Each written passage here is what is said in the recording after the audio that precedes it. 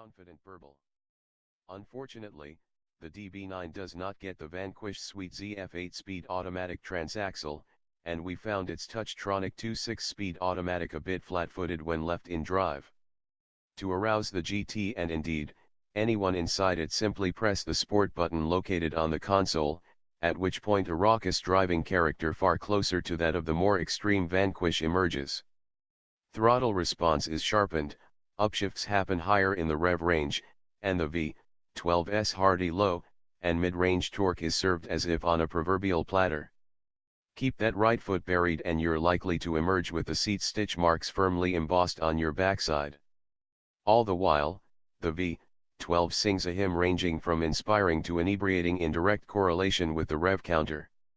Aston says the DB9 GT can hit 60 mph in 4.4 seconds, but we wouldn't be shocked if that number is about half a second too shy. We hit 60 in just 3.6 seconds in the Vanquish, and even though the DB9 GT carries about 100 more pounds than the carbon-intensive Vanquish, has 2 fewer gears, and trails it by 28 horsepower and 8 lb-ft of torque, we can't imagine those minor disadvantages costing the DB9 GT a full 0.8 second. In any case, the DB9 feels faster than Aston says it is. But to say the DB9 GT is merely fast in a straight line is to say that James Bond is merely a good shot. The DB9 GT's chassis is surprisingly alert. The steering is seriously chatty, all-hail hydraulic racks and turn-in is quick and sharp. For all its elegance, the DB9 GT is quite firmly sprung, the sport suspension setting in particular very much so you'll be shaken, not stirred, so we suggest using that only on the track. Also helping the DB9 GT feel lighter than it is are a set of standard carbon ceramic brakes that were at times grabby as well as noisy.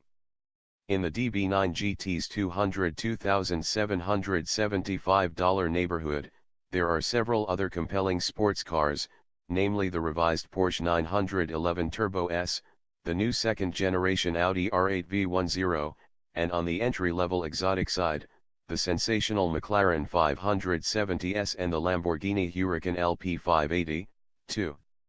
What this car offers over all of those is a sparkling, naturally aspirated V12, its immortal styling, and last-of-its-kind collectability.